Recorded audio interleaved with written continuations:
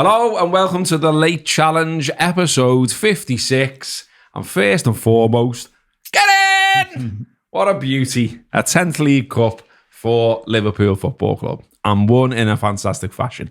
Now, I was going to start with asking the big question, is the Champions Wall going to be updated in time for Southampton at home on Wednesday? The answer is yes, it's already been done. No fucking about there, mate. Nice, isn't it? Yeah. I wonder if we got someone that's their full-time job. Yeah, just sitting there the whole time, waiting. As soon as Virgil adds it in, it's like, all right, we'll get that. It's all. There's only 2 minutes left. Yeah. Chelsea are gone. Chelsea are goosed. They're done. I'll start nailing it up now. So fair play. What a day. What a story. And hopefully the beginning of a fitting end to Jurgen Klopp's time as manager here. So that's 8 trophies he's won. Could it be 9? Could it be 10? Could it be 11? According to Klopp, it was easily the most special trophy I've ever won. It's absolutely exceptional. I was proud of our people for the way they pushed us. I was proud of the staff for creating this kind of atmosphere where these boys can do what they are best at. I was proud of our academy and our coaches. I spotted when I went down there, I drove down on the day, took my lad down there. He's on a good run, you know what I mean? So first away, Newcastle. And we know what happened there, Darwin, etc. Yeah. First cup final, it's this one. And I'm bumping into loads of people, gone down with one of my mates as well. And everyone we're bumping into who's going, have you seen that team? Have you seen the bench? Don't want it to go to extra time, do you? And all that. Almost verbatim, everyone was saying that as an analysis. So Dave, loads of people, journalists, etc. Some of the lads from the rap, having on that, everyone pretty much saying the same. And Carter stood there and I was thinking, shady this if his first ever final is Liverpool not winning, tasting the defeat out at a big stadium and all that. So I was absolutely made up for him. But what Klopp says there about sort of, all that stuff he says there, but also that you could see he was emotional, you could see tears in his eyes. I think everyone was like that, It's certainly in the ground, it was like, we all felt we'd been put through the mill. Do you know what I mean? It was a mad game, Woodwork being it and big saves from Kelleher and, goals ruled out, all those teenage subs coming on and all that kind of, it just felt like you were proper being put through it. And then, so it was just this huge relief. So there's the usual celebration when you score a goal and the fact that it's late and you think that's probably it. But I think it was there was relief as well, because you were there's so many, I had the Carragher aspect, the personal aspect, my own son there, but also I felt like that about these lads running around on the pitch and Klopp. I was I don't want them to experience a shit moment here. Do you know what I mean? It's going to be so bad for them. Do you know what I mean? And so to win it, glorious, wasn't it? It's unreal. We've said before, and we've said it so many times over the years now in this era under Klopp. You win a footy match in a mad way, and then you think there can't be that many more mad ways to win a footy match, you know what I mean? And then that all built up to when the kids beat Everton in the cup, and you're that shows how many years ago that, because Curtis Jones was one of the kids then, and you're we were all laughing our heads off then, going, fucking hell, how many more ways are there to do something? Then we had the Luton game, which when you look back, and we all knew that going in, but in hindsight even more so, set us up for this, because I think without the Luton game, if we'd have seen that squad going into the final, no one would have been confident at all. Whereas because of the Luton game, I think we could still go in with a little bit of optimism, couldn't we? But I think we were all saying the exact same thing. And they were even saying it on Sky, the further we go into the game, the more likely Chelsea are to win. Yeah. That's just the way it is. With the lads we've got on the bench, at one point, you wouldn't have seen this because you were there, but at one point they went onto our bench, they'd already done the shot of the lads sitting in the stand with their coats on. And you're are you fucking messing? Do you mean? I mean, we'll get into all this, but I'm actually a little bit disappointed in Pochettino. And I know it's after the match and all that. It was post-match press conference, but a part of me was a bit it's a bit disingenuous, this, mate. When you compare it to the way Rob Edwards was talking after the game the other night, how you can be in defeat.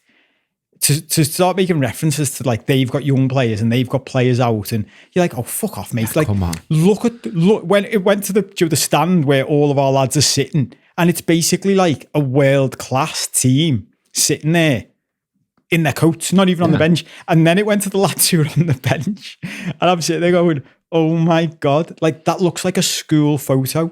Do you know what I mean? Yeah. There's a couple of lads there you're not even sure they're shaving yet. And for us who've reached this age, and you're literally there going, like you're referencing, like we're old enough to be their dads. Yeah. They made a couple of comments about like, Bobby Clark wasn't born when we got to the 2005 final that we were at. Do you know what I mean? We were there as adults at that final. He wasn't even born. And so when you're going into it off the back of Luton and that's giving you some hope, that's great. But to have found another way to win, I mean, we keep coming back to the football miracles Everton quote, don't we? But even Klopp said after the game, like, if you can show me anywhere in the world another final that's been won like that, in that way, in that scenario, in that context, when does that happen? Yeah. When will it ever happen again? Like, it truly is historic. Well, I heard, and we're going to come on to this. We've got lots on sort of like, you know, some of the reaction to it and the fact that, you know, there's sort of like attempts to almost do it down, which I find mad. I heard on the radio then driving in, like sort of, you know, the last time there was 3 teenagers playing in a League Cup final was like Arsenal, and it was when they played Chelsea. But then these teenagers were like Fabregas and things like that. And you're like, it's not the same, lads. Like some lad who made his debut on Wednesday night against Luton is coming on as like a replacement for Cody Gakpo. As our main centre forward. And he has 2 chances and he does a decent job, do you know what I mean? But like literally his debut was coming on for Diaz against Luton for 2 minutes. And then we're saying, lad, I know it's only Wembley and I know it's only like one of the 5 trophies or 4 trophies you can win every season. But get yourself on there. Don't worry about the 90,000 people in the crowd or the fact that all these cameras are on you or whatever. You know what I mean? Go ahead. But even this, and this is why I think it's weird that like there's this pushback against the giving us credit for this. I don't get it, because even during the fucking game itself, we're playing the lad who started our season as our 3rd choice right back. We're playing him during the match itself as the replacement for Mo Salah in his position. Like, that's hardly been mentioned. And he's doing a good job. And he's doing well. like when you're looking at it going, fucking hell, another injury here, and Gomez is stripping off. I'm thinking, he's bringing Gomez on. You're like, he clearly looked at his bench and gone, who's my most senior player? Yeah. I'll put him on and figure out everything else after. So when he's bringing Gomez on, I'm thinking, who's he going to play here? Like, where's he? I'm thinking he's going to put Gomez into midfield. Maybe he'll play Bradley right mid. And then he's like, oh no, Bradley's going to play in Salah's position.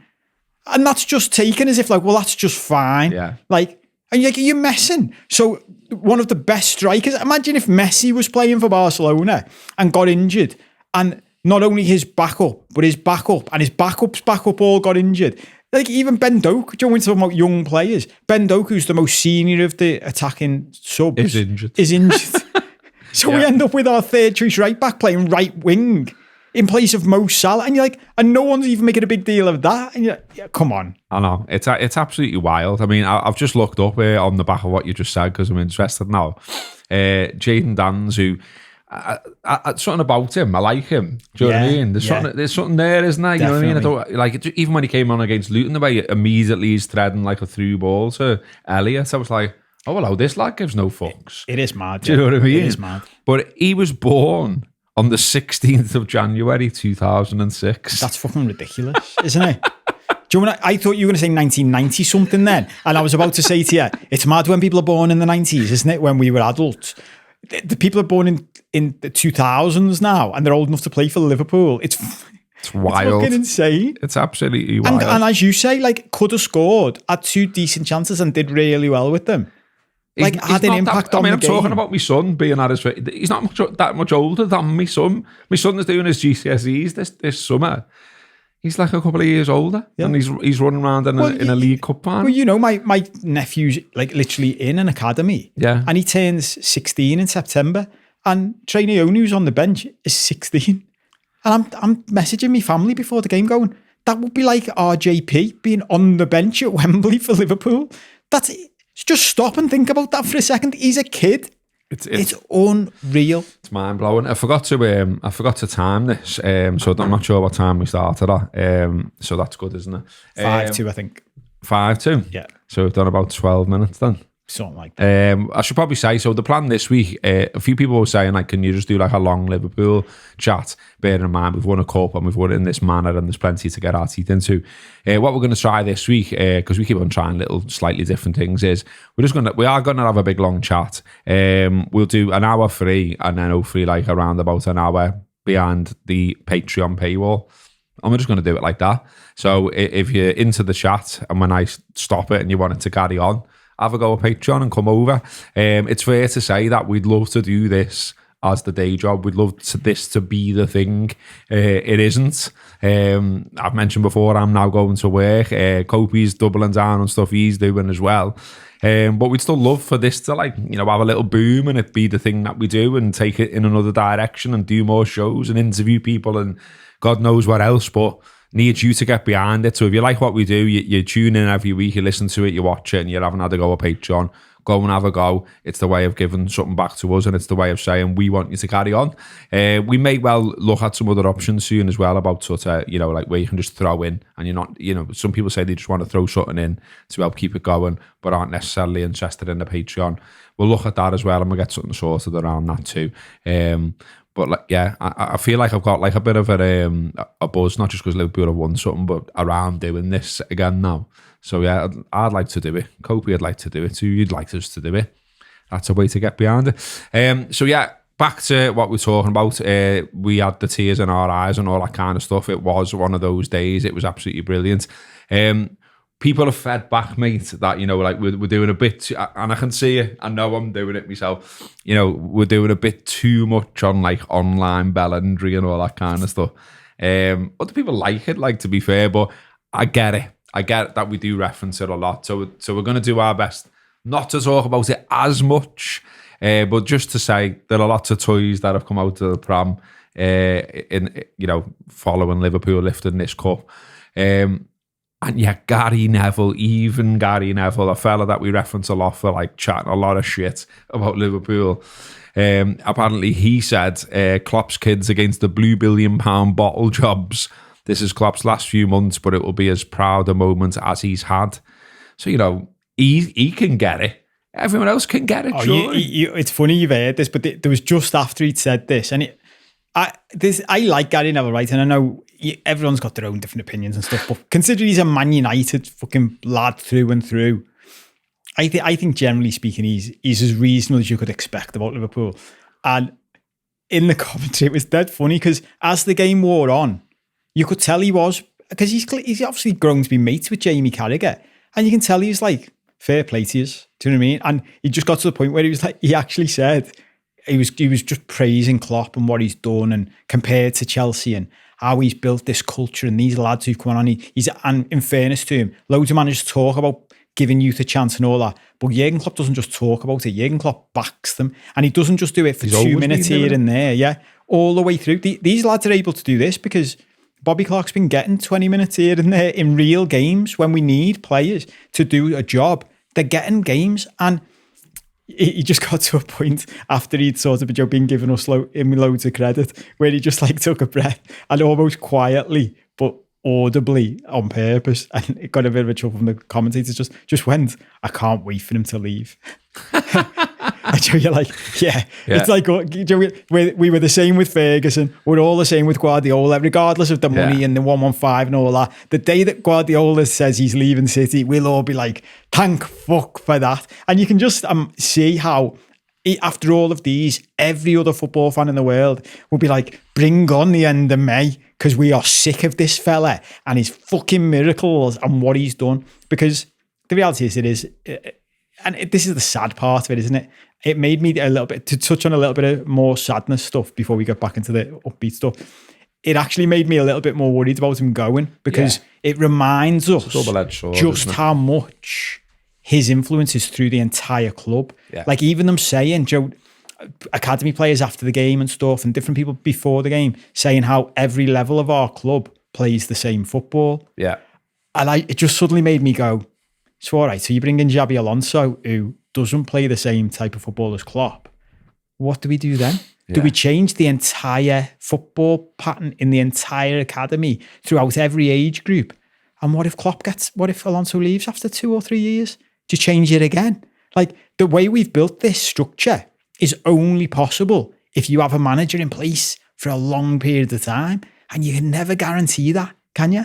I know. And that's the bit where you're like, oh, yeah, I don't know, more people after the game were just like, lad. Yeah, are you sure? Yeah. Are you sure? Come on. You look fine. Like it. Yeah. You're made up. Come on, just stay. It's all right. Forget the interview. It's look, come on. We don't mind. You just stay. But yeah, only 3 regular starters on the pitch at the end as well. I've put it here on the agenda. It's not hard, is it? You know, like if you're trying to do it down, over big it up, you know, you're going to struggle to do it down, I think. Do you know what I mean? And I don't really get why it's being done down. Meanwhile, lots of the media was sort of racing to decide how old people were and all that kind of stuff. So the BBC had a line saying the Reds' average age at the final whistle was less than 22, with 5 players aged 20 or under and several hugely experienced. Sky, meanwhile, said the starting 11 was 25.8, end of the match was 24.1, and it shows that Chelsea's was lower in both circumstances. You in particular, that you didn't like that one, did you? That you don't like this average age? It drives me mad. Yeah. In general life, like in general, I said to you in a message before we recorded earlier on, so I'll repeat this for everybody else's benefit. This isn't mine. I heard someone else say this a while ago, and it's just always stuck with me. Why, whenever you hear people talking about averages, take it with a pinch of salt. Because someone said to me, yeah, but that's like if me and you were having a bevy in a pub and Bill Gates walked in, the average net worth of the 3 people having a bevy is $40 billion.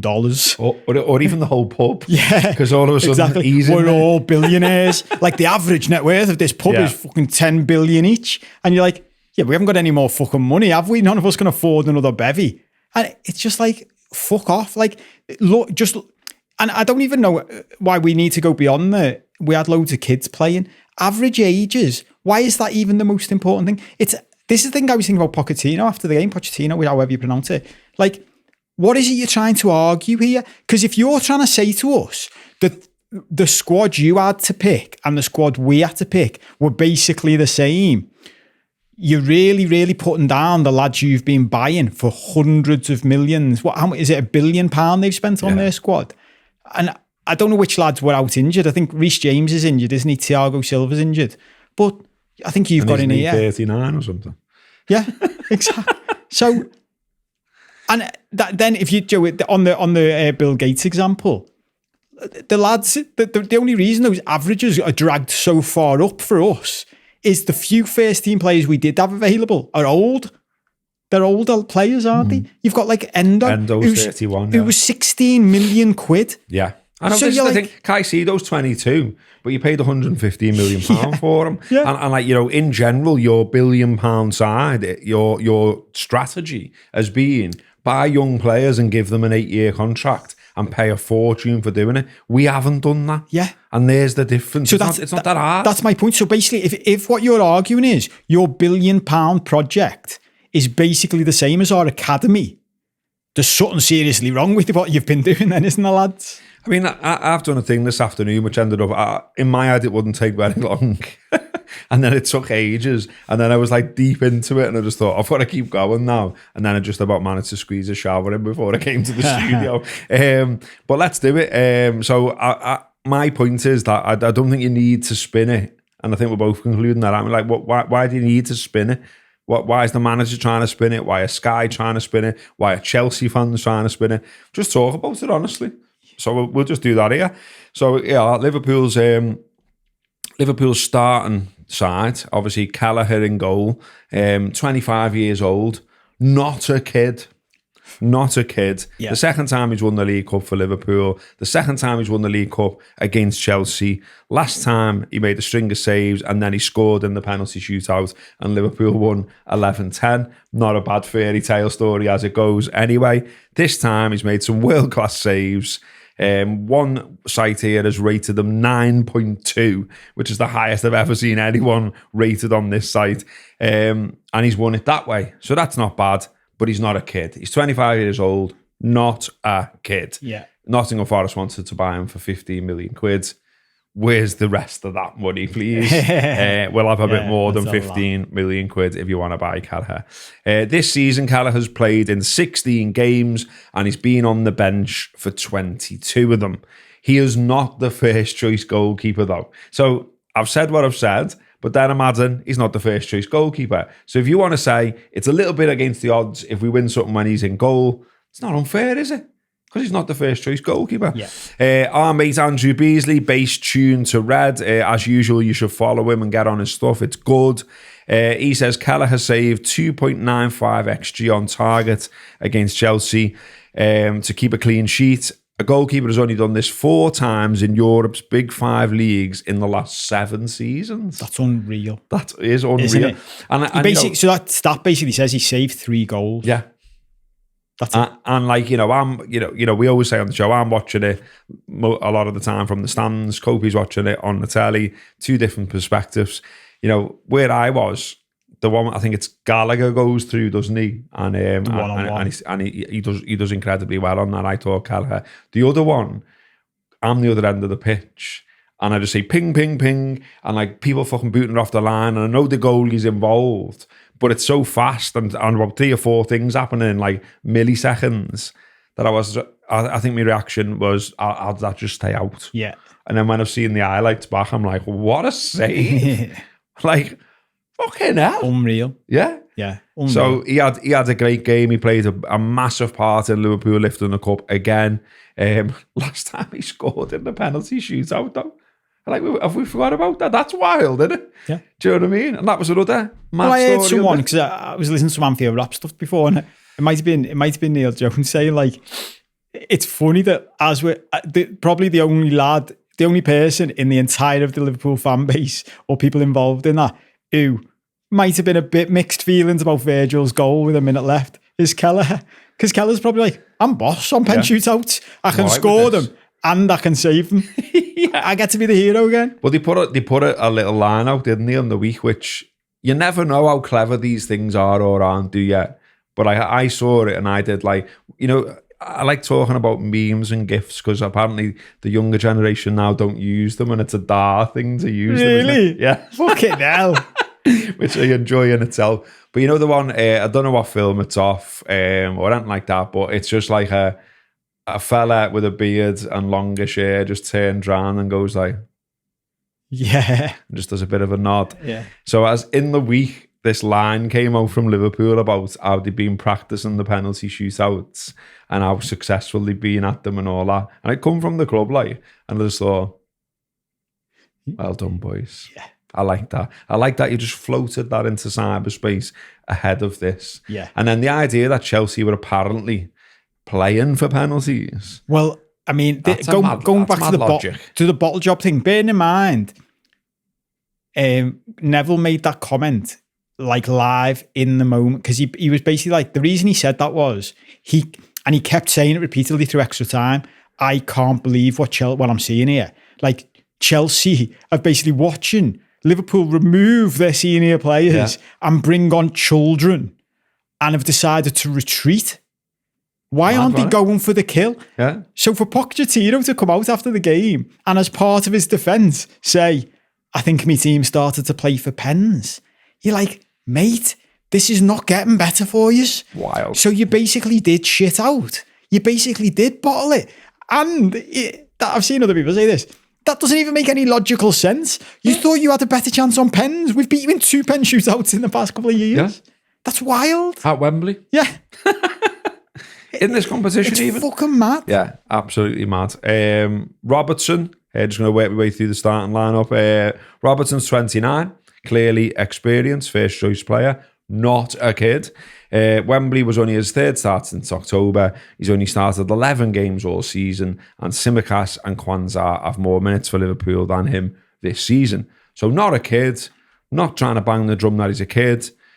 He is, however, a player only recently back in the side, returning to form. Again, there's a level of adversity to this. So if you want to argue with me about that fact, sound. I'll meet you in town and let's have a pint. Van Dijk, 30. A world-class defender, a Liverpool legend, one of, if not the best centre-half we've had. And yeah, he cost £75 million. The second biggest fee Liverpool have ever paid. And he's not a kid. No players played more games for Liverpool this season than the captain. And in total, he's played 252 games for Liverpool. He's pretty fucking good. And he won us the cup. Not a kid. Yeah. Because I've seen that. I mean, I've ruled out talking about social media, but my brain's not letting me. I've seen Carragher talking about there's more to life than money, but a £75 million defender scored the winner. Give me strength. Canate, 29. Played 82 times for Liverpool, cost 36 million. Not a kid. Conor Bradley, 20 years old. He's played 17 times for Liverpool, including Sunday. 12 this season, including Sunday. Before that, before the 12 this season, he'd started 3 games and came on twice as a sub in 2021-22 season. Then he went on loan at League One Bolton for a season where he was Player of the Year and Players Player of the Year. He's a kid. He's 20 years old. He's a kid. And I will confidently say he would twat Ben Chilwell. Like, Ben Chilwell is 27, the captain of Chelsea, not a kid. What's he trying to do in that, like, coming together? Do you know what? Does he try to pinch his nose? Mate, I There's saw a picture where it looks like he's trying to pinch his nose. Yeah, I don't know. What are you but doing? That's an odd thing to do in a fight. He started picking on all of our kids. Yeah. And I think, again, I'm referring to Neil Jones again, but because he wrote something about what sums up the difference between our two clubs, if nothing else, is the captains on the day. Ours is Virgil van Dijk, theirs is Ben Chilwell. Yeah. There's no way in a million years, roles reversed, Virgil van Dijk would be picking on the children of Chelsea, who I keep calling them children now. Like, they're not kids. I'm just pushing it further. But it's like, I think that's a sign of how fucked you are. Like, weird. Mate, you're meant to be one of the experienced pros here. For you not to even just have the respect to look after the young players on the other side coming on, which is what I've always seen in senior pros, just a level of leave them alone. Do you know what I mean? The fights are between the grown-ups. Yeah. You leave the kids alone, let them get on with the game. For Chilwell to be actively picking on our kids, and what made it funnier was our kids going to them. Who the fuck do you think you are? Yeah. Not bad. Yeah, he did it with Bobby Clark as well, didn't he? He was mouthing off to him. And it was like a weird arrogance. Like, don't you know who I am? I'm Ben Chilwell. And it's like, we don't care who you are, mate. Yeah, but this is That's the problem. How we're playing football. This is the problem. You've got this attitude. You're Ben Chilwell. You're Caicedo. You're Fernandes. We're just lads going, well, he's just told us to come on and play footy. So that's what we're going to do. Did you see that video with Fernandes when he's going up the steps? Yeah. Yeah. Like, mate, you're not doing yourself any favours again, are you? Like, Jesus. That is like, if anyone who hasn't seen it, I don't know where you've been, you must have been on the moon or something. Maybe you don't do social media. That's fair enough. Go and dive into social media and look for the video. So it's a Scouser saying, what's he say? Unlucky lad. Unlucky lad, and then laughs his head off at him with a boss laugh. And he like turns, doesn't he? Like, as if to go like, as though he's going to like front him. And the laugh just goes even louder, doesn't it? It's like a gang of scouts just laughing their head off, like, fucking hell, mate. It's so good. It's so childish, but it's like right. I watched it. I'm not even lying, 12 times last night when I found it. I was in bulk. It was absolutely brilliant. So where were we up to? Connor. Yeah, Connor would swap Ben Chilwell. That's a childish thing to say, but I believe it to be true. Also as well, I found this from Chilwell. This is pre-match. So he was talking about when they won the Champions League and all this. And the piece said, Chilwell argues that in 2024, the Carabao Cup could be the launchpad to a new era of success. Now, that's just bollocks. This is what he actually said. If we can get that first trophy as a team, it can give us the confidence, drive and hunger to get more. The prestige of the Champions League is obviously higher, but I'd say this final is arguably more important in terms of where the club is with this group we have now. It would be massive for the club and arguably would be bigger than the Champions League, not in prestige, but in the direction we want to go. You lost your bellends, or what direction are you going in? Down, because you're shite. So I just enjoyed that when I found that this afternoon. Gravenberch, 21. Is 21 a kid? Might be a kid. It might be a kid. He cost £34.2 million. He's played 31 times for Liverpool. And when he was stretchered off by a tackle that apparently didn't even warrant a yellow card, that made it 12 players injured for Liverpool. But look, before you go on, let's be fair here as well, before we get into even the fucking tackle. When we say he might be a kid, he's in the bracket of their players. He's 21, he costs 34 million quid. He counts as a senior pro. Yeah, you're not buying. You're buying someone you expect to play in the first team. Yeah. We're not arguing that Ryan Gravenberch is a kid. No. When we're saying Klopp's kids, we're not counting him. No. We bought him for 34 million quid. Fair game. Like if Ben Chilwell wants to pick on him, he can. That's probably a good way to like decide who's a kid. Should a senior pro be able to pick on him? No. Well, he's not. He's a kid. Ryan Gravenberch, fair game.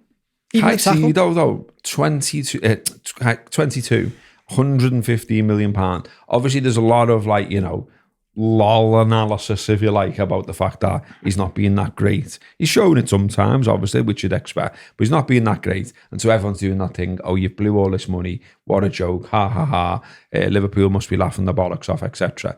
There's a more serious point behind this though, isn't there? Klopp definitely did want to pay £150 million, £15 million for him. He did want him, and he did see attributes in his game that he thought he could hone and make him brilliant for Liverpool. And do you know what?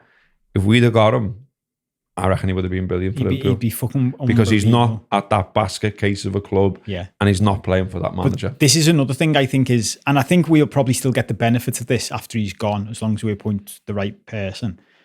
But I think this is another sad thing about Klopp leaving, is that we've seen over the years how people leaving the club have been a good example to others not to leave. We've referenced that before, like Coutinho being the main one, but there've been others. Don't leave, because look what happens compared to the lads who stay. Yeah. He's a great example of, if we're going for players, and there's a few of these knocking around now as well, and you're deciding between Liverpool and some of our other rivals, be like, really? Look at them. I know. Look at not just him, but Lavia as well. Like, look at them. What's happened to him? Where the fuck have they gone? What Caicedo has gone from being a lad who skyrocketed in value to being worth 115 million quid, being fought over, to people watching him going, is he as good as James McConnell? Do you know what I mean? We end the game with a £16 million, 31-year-old player who no one had heard of until we bought him, and two kids who are kids, and they were better. And look, again, people go, oh yeah, well, they had fresh legs and blah, blah, blah. If you'd have, I love doing this little experiment. If you'd have just said to people who don't know anything about footy, told them about the game, didn't give them any context, and said, which of these players is worth was bought for 115, 110 million pound? Which midfield cost 200 million? They wouldn't have said at the end of the game it was Chelsea's, would they? No. And that's wild. And the thing is, I haven't even put them on the agenda because, I felt like we had loads to talk about, but we dominated everything. Like, if they put the stats in, we had more possession, more shots on target. Yeah. All like the main metrics said Liverpool deserved this. It's not like some plucky, FA Cup, like early round type win. We've gone out and they've played to a level where they've looked the better side and they've deserved to win it. Like that Arsenal one, I've just found that as well. Because I've just seen a big list of Jadon Danns, Bobby Clark and James McConnell all featured for Liverpool in the final. The most teenagers to appear in a League Cup final for a team since Arsenal in 2007. Walcott, Fabregas, Danielson and Traore. They lost. Because that's what tends to happen, even if your teenagers are world class. But and look, I don't want to interrupt your thing, but I'm going to. Like, I found this thing before about, because everyone's going on about the ages of everyone now and blah blah blah. Chelsea's starting lineup cost £472.9 million. Our starting lineup cost £323 million. Well, there's another stat, isn't it? And I haven't got the figures for what finished on the pitch, but finish your list and then we'll come to what they cost. I just keep finding more interesting things. Like I don't think we're going to struggle here. Well, like we're on the 40 already. Not even halfway through all this stuff I've got down here to talk about. So we were up to Endo. Actually, you just referenced them. So obviously 31 years old, bringing up that average that everyone's referencing. Yeah, and in Endo is our Bill Gates for the purposes of my average. Yeah. So definitely not a kid at 31. Played 28 games for Liverpool, 16 million quid. He played the full the full game, and he was boss. Never stopped running. Looked the best defensive midfielder on the pitch, I would say. And he has the manager talking about new contracts because he called him a machine. And he said, like, he might be 30, 31, but he doesn't look 30, 31. By the way, I mean, let's not be too hasty. He's got a contract till 2027. So we don't need to be extended it just yet. We're all right. Yeah. Just see how he gets on. Yeah. All right, Jürgen, you're getting off in the summer. Let's, there's certain things, if you are getting off, keep your fucking nose out. Yeah. But even on that one, like, you can talk about loads of different things, but Chelsea looked absolutely goosed in extra time. Absolutely goosed. They could make subs like we could make subs, and they were making subs, and we'll come on to that. Endo, 31, fucking monster. Yeah. Just carried on. Literally, and this is something I love about signings, goes back to our no knobhead policy we've talked about in the past. We've had a tradition of footballers, thinking Jamie Carragher in 2005, Henderson and Milner in the most recent successful era, and now Endo, who are literally leaving games on crutches because they can't fucking walk. And you're like, now that sums up the difference between two sets of players, doesn't it? Yeah. Even Van Dijk, he goes and scores the same goal again because they found some bullshit reason for ruling out the other one. So I'll just do it again. So he just does it again. But he was like, when he was on the floor, when he should have been celebrating, look, goose. Oh, mate. It was like I've won it. I'm just going to have a kip now. I need to say this out loud because I would have tweeted this last night if I wasn't on a self-imposed Twitter tweeting ban. Have you seen it back? Everyone has seen it back multiple times. Do you know when he lies on the floor? And Tsimikas, and obviously it's all just happening like dead fast in real time, and Tsimikas took the corner, so he runs over to him, and because his legs are in the air, Tsimikas grabs his legs and starts pushing them. Even every time I watch it back, I'm like, watch his hamstrings, lad. Yeah. Stop pushing his legs. I mean, in general, there was a lot of stuff going on that I thought, lads, we've got no players. I know. But Nunes is doing like fucking 110 metres hurdles. That's ridiculous. And you're like, Curtis Jones bouncing, hopping down the stairs. Yeah, Jones is coming down, hopping down, and he's like bustling him out the way. He's like, lad, he'll be out for the season. Yeah. What are you doing? We stop this? Well, Van Dijk said it himself, like, Joey was underneath the pile. Gravenberg jibbed his crutches off as well. But Van Dijk said the same thing. He was like, I was just more concerned about not getting injured. Like, lads, can we stop the mad celebration? Yeah. Like, you think about how mad Klopp's gone about when people have like ran on the pitch, like someone ran on and like injured Robertson, didn't he, once? Yeah. And he was absolutely fuming. It was like, you might want to have a word with some of the boys here. I know we were all made up and the celebrations were wild and all the rest of it, and it was boss, but we've got a game there on Wednesday, then another one at the weekend. But apparently he said that today, hasn't he, somewhere? Has he? He said, like, I haven't seen Szoboszlai and Nunes' celebrations. He's going to have a word with the medical team. Yeah. Oh, yeah, I did see they that. Couldn't play a game of footy. I know. Well, loads of people are saying, what's the team going to be for Southampton? Well, they're all right, aren't they? Well, did you see the Szoboszlai words before the game? Apparently, and I only saw this online, so who knows, but apparently speaking to Hungarian TV, he said he'd been having kickoffs with the medical team. Really? Yeah, because he said if it was up to him, he'd be playing. Oh, that's and they told him he couldn't. And that, for me, especially now we've won it, I'm like, oh, well in. Because basically, I think they've looked at it and gone, we want to win the league. Yeah. And our most important game is a week on Sunday. Well, I was going to come on to that. Yeah. But no, that is a thing. I mean, the way, especially with those subs where you're essentially weakening the team, or in theory, I was like, I got it. But when I'm stood there at Wembley, really wanting Liverpool to win, really wanting my lad to have his first big memory of being at a final, seeing Liverpool lift silverware, I'm like, I get it in the context of the season. I get it because that other season we were gassed and we ran out of energy and all that, and they're trying to avoid that happening again. But can we win though? Do you know what I mean? I think he had absolute balls to do that, by the way. I think 9 out of 10 managers leave on the more experienced players and just say, we'll deal with this, don't worry about that. 100%. 100%. And to have the balls to throw them in. There's a stat somewhere in my agenda, I'll come on to it later, but the amount of players and the amount of young players he's used in the League Cup, brilliant. And I can remember, you know, like the likes of Shearer, I think, or someone like that coming out in the past saying, you know, not disrespecting cup competitions and all this kind of stuff. Well, how does that look now?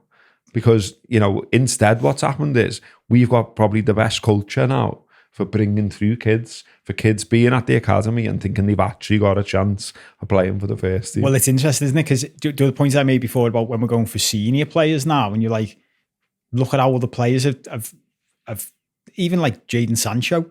We were apparently in for Sancho, weren't we? And you're like, how did that work out for you, mate? So there'll be at that level, we've got that. But we've had that at youth level for years now. So we're actually probably seeing the fruits of that now, aren't we? Because we're attracting lads to our academy at a young age whose family and them are thinking, you could play for their first team. And now in cup finals, you could play for their first team.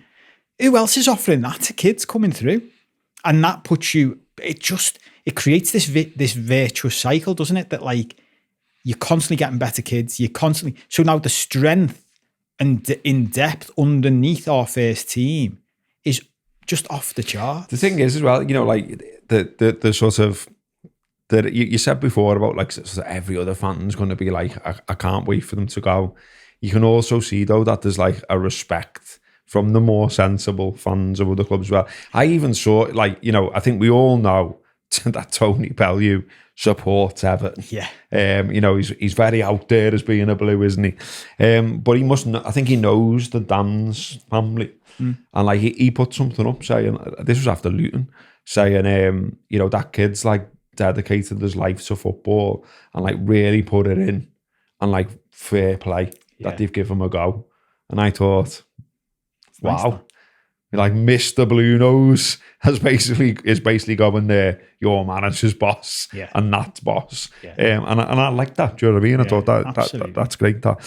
So where were we up to? Endo 31, McAllister 25, not a kid. Diaz 27, not a kid. Gakpo 24, not a kid. Elliott 20, a kid.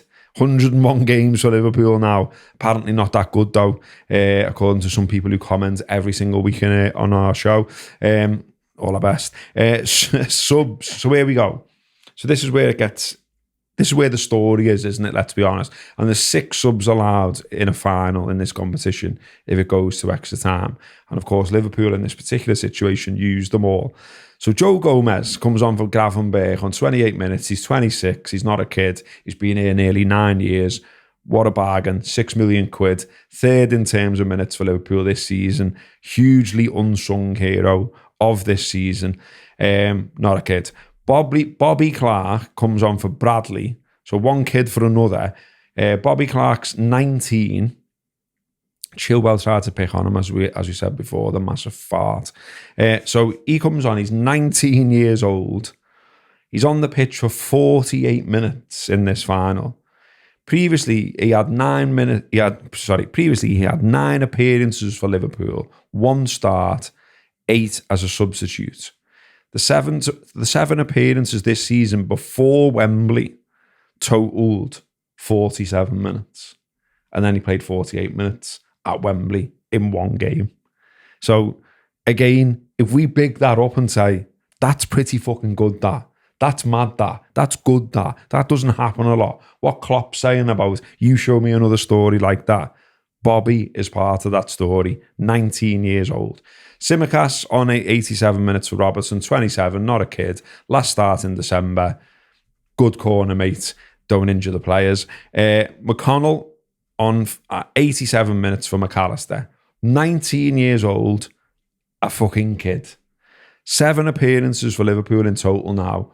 1 start, 6 as a sub. His debut for Liverpool was in October against Toulouse. He's got 131 minutes for the first team, and 33 of them were at Wembley in this game that we won and that we deserve to win. Andrew Beasley again, another great stat. From the 81st minute to the end, James McConnell had the most touches of any player on either side, and he came on in the 87th minute. So there was a 6-minute advantage for people who were already on the pitch. He still had more touches than anyone else, more than Enzo Fernandez, more than Virgil van Dijk, more than Gusto, more than Kelleher, 47 touches of the ball. And people were going, and I'm sure they were at home, they were going in the stands, like, look how composed he is. What's happening?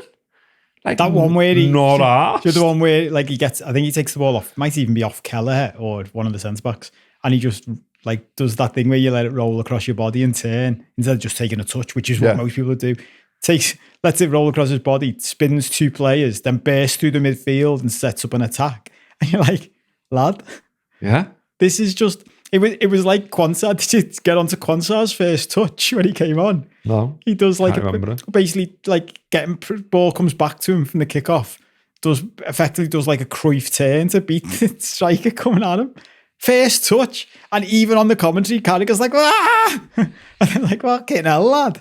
How composed are these lads? And again, testament to what's going on at the academy and what Klopp's doing. A few of them said it after the game in the post-match interview that he just gives you the confidence to just go and play. But even so, like, just saying that, like, doing it as well, it's just mad, isn't it? Because, you know, if you follow sport, not just football, and you listen to what gets said, it's always about, there's loads of people with talent, and then it's the application of the talent and applying it in big moments like that. And lots of people get ate up by the occasion, by, you know, being at Wembley, by it being a final, all of that. And to have so many of them at one time, in one situation, in a mad situation, just be like, Sam, this is my chance. Watch this, watch that.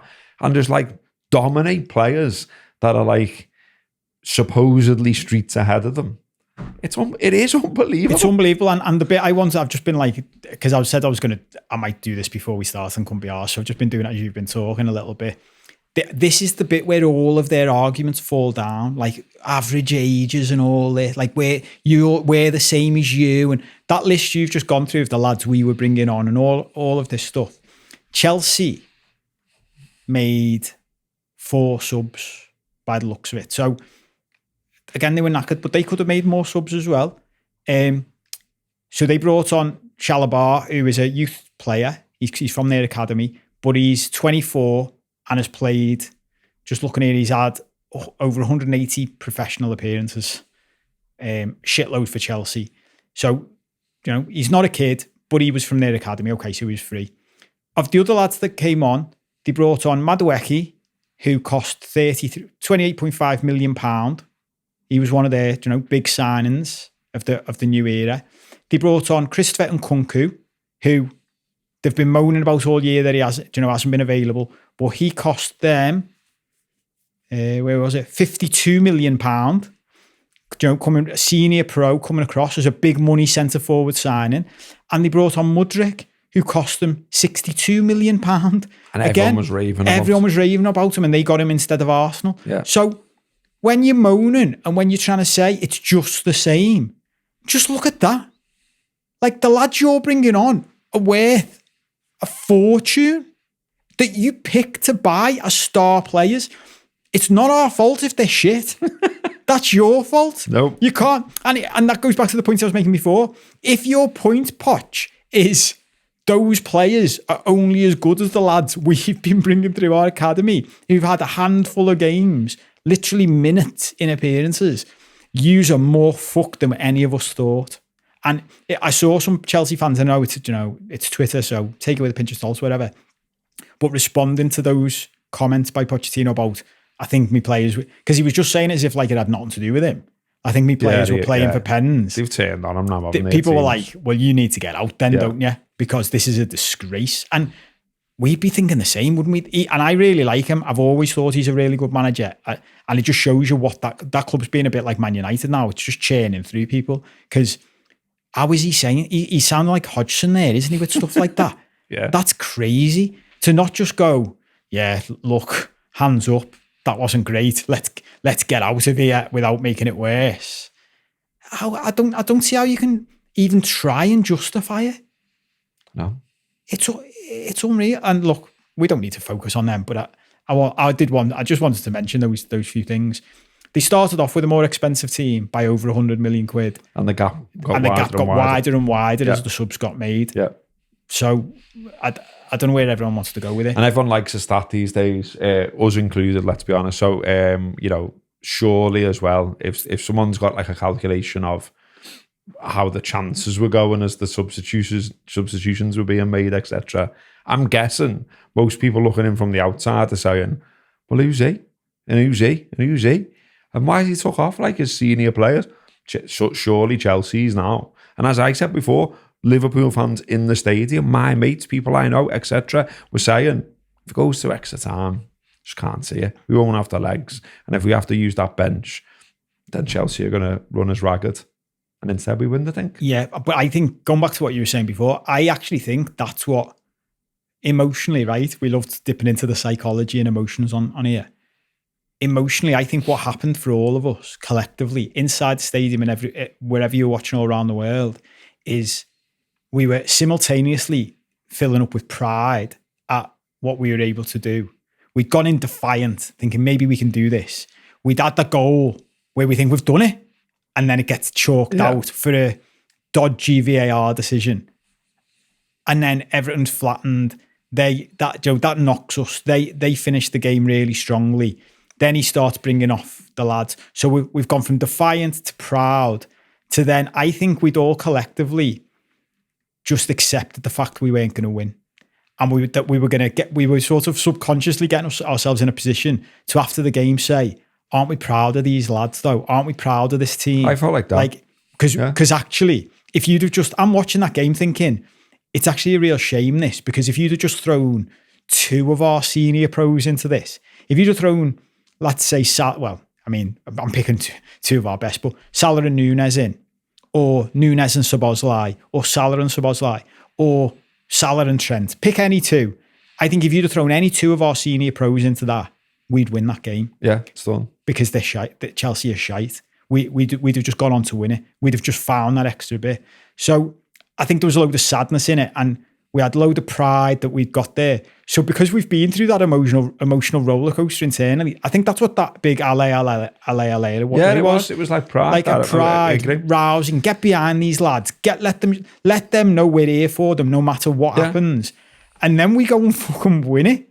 And that's why I've seen loads of people say they were in tears. Yeah, 100%. That's what it was like. Because I think you're spot on there. That was how I felt. I was thinking watching it, there's got to be, like we've talked all season long on here about, just constantly coming over adversity and wherever it might come from, whether it's injuries, whether it's not getting players that you wanted in the transfer market, whether it's referees, whether it's what the fucking debacle at Tottenham Hotspur. No, you let it go. All of that, they kept coming over. And I was watching that thinking, there's going to be a moment, and maybe it's today, where we just can't fucking do it. It's just a step too far. And I thought, do you know what? If it is today, they've put fucking everything into this. They've ran their asses off. They've played well. There's fucking heroes all over the pitch. And if they don't do it, fuck the people that turn on the side they supposedly support after watching that. Yeah. And then we didn't have to have that conversation because they fucking won the thing. And it was just like, yes, fucking get it.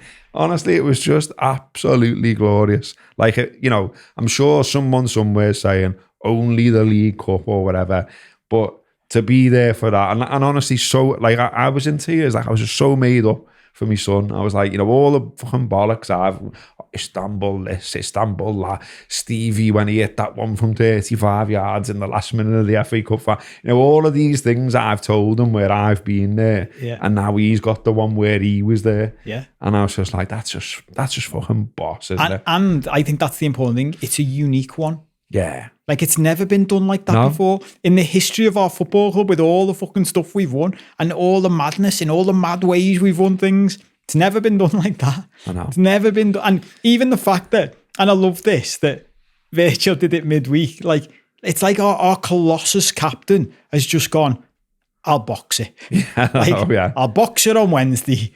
I've already boxed it once today, and you knobheads are going to try and take it off us. I'm just going to go and box it again because we deserve to win this with these lads. I'm going to give them that. What I love about him on them corners, by the way, is like, you know what he's going to do. Like, because like I've got this thing, I'll probably sound like a knobhead, but you know, I'm all in. I've got this thing that if I'm like, whoever I'm next to, it's normally my mate Gary who's got a season ticket next to me.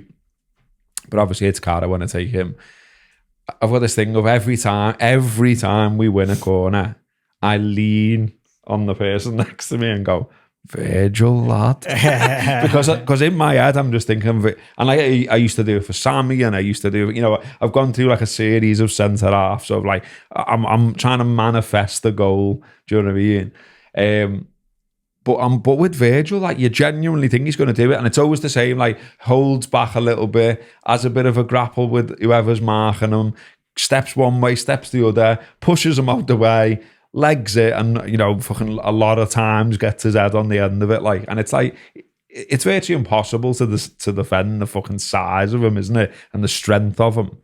And yeah, I just love that they can't stop him. But even, like, it's almost like they know what's coming and they can't stop him. But even that, like, from a really good coach and a team that's way more senior than ours by the end, it's like, lads, there's only one lad you need to mark here. There's one lad. Yeah. Just stop him and use a sound. Yeah. And they still don't. But not our problem. Not our problem. Not our problem. We just need to get to the end of my fucking list, which, you know, I don't even know if this worked as a show, but look, once I got so deep into it, I had to go with it. So Jayden Danns on 87 minutes for Gakpo, 18 years old, defo a fucking kid, been at the academy since he was 8 years old, made his debut for the first team last week, as we already mentioned, for Diaz, and then he's running around the pitch looking like, yeah, I'm all right. I'm all right with this. Nearly scored 2 goals.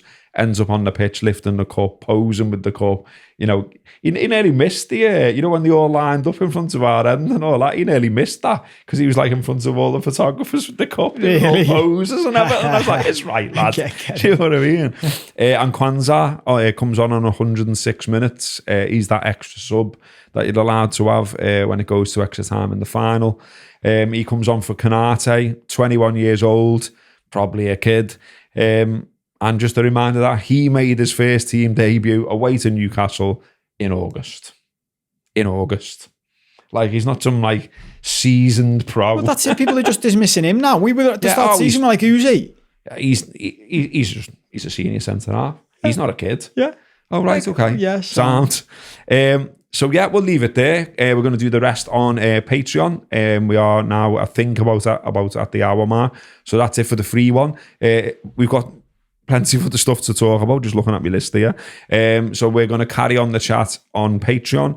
If you want to see the rest of it, sign up. There's a free trial. It's not very much anyway. If you do sign up and pay, you can pay between 4 and 10 quid a month. That's right, isn't it? I think? Yeah, so you can get it for £1 a week, basically. I saw someone saying last week, you've got to put your card details in to sign up for the free trial.